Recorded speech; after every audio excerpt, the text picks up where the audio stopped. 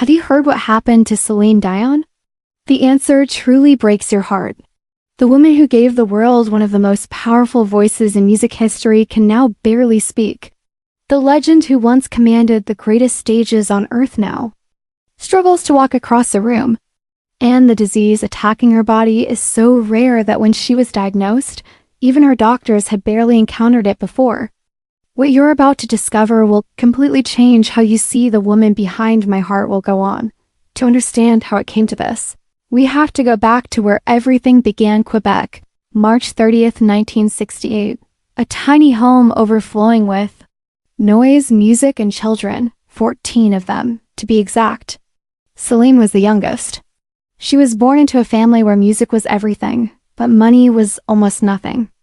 Her parents, Adamar and Therese Dion, ran a small piano bar out of their home. Love filled every corner of that house, but financial security was always just out of reach. The children wore hand-me-downs, shared bedrooms, and learned early that survival meant sticking together. Young, Céline wasn't the confident superstar the world would later worship. At school, she was teased relentlessly. Kids mocked her appearance, her teeth, her thin frame, her awkwardness. She didn't fit in, and she knew it. But what she lacked in conventional beauty, she more than made up for with a voice that felt almost otherworldly. By the age of 5, she was already performing at her parents' bar.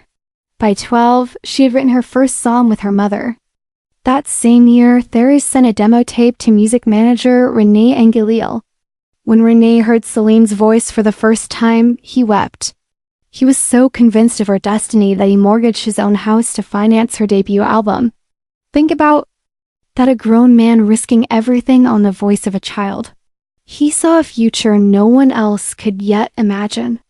What he couldn't foresee was how deeply intertwined. Controversial, their relationship would eventually become. C. A cute line was just 13 when she met René. He was 38. He became her manager, her mentor, her protector, her guide. Through an industry that chews people up and spits them out.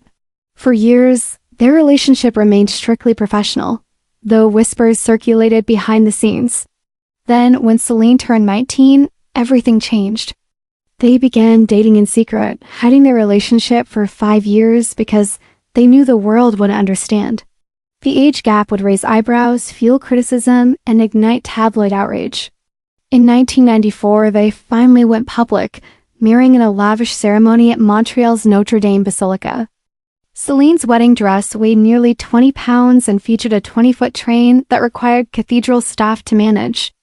The ceremony was broadcast live on Canadian television. Critics called it inappropriate. Supporters called it true love. Céline called it destiny. René gave me my career, she later said. But more than that, he gave me my life. By the mid-1990s, Céline Dion wasn't just famous, she was a global phenomenon.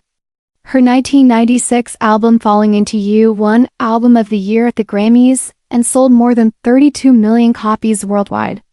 Then came 1997, and the song that would define her forever.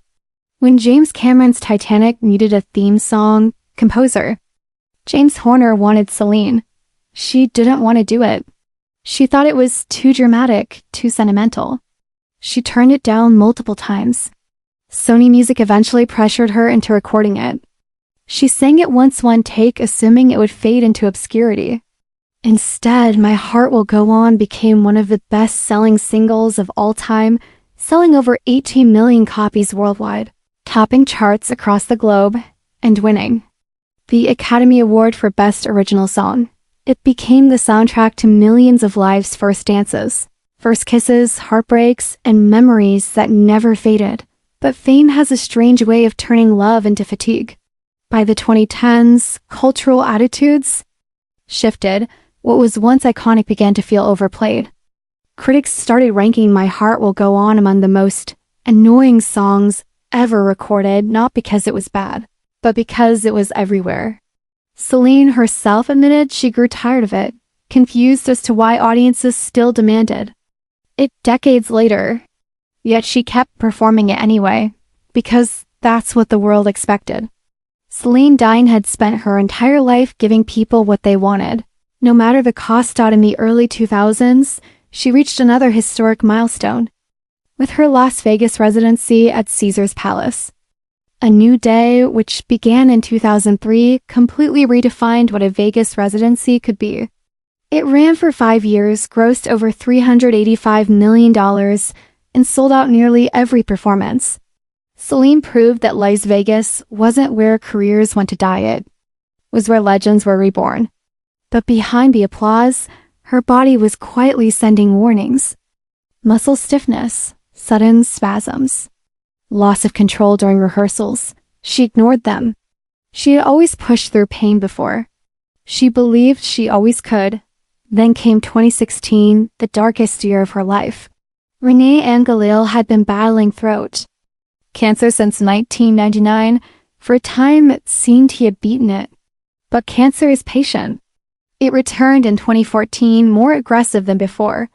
By early 2016, Céline knew she was losing him. On January 14th, Renee passed away at their Las Vegas home. He was 73. Just 2 days later, her brother Daniel died of cancer as well. 2 devastating losses in 48 hours. The grief was unimaginable. Yet, just 3 weeks later, Céline returned to the stage, believing that's what Renee would have wanted. What no one could see was that something inside her had shattered in the years that followed. She threw herself into work to outrun the pain. She lost a dramatic amount of weight. Media outlets speculated about her health. Fashion critics mocked her bold new style. Tabloids questioned her appearance. What they didn't understand was that grief doesn't look the same on everyone. And while the world debated her legacy, her body continued to betray her. In 2022, Céline finally revealed the truth. She had been diagnosed with stiff person syndrome, a rare, devastating neurological disorder affecting roughly 1 in a million people. The immune system attacks the nervous system, causing severe muscle rigidity and painful spasms. For a singer whose career depends on breath control and physical freedom, it was catastrophic. Her diaphragm would seize mid-song. Her legs would lock without warning.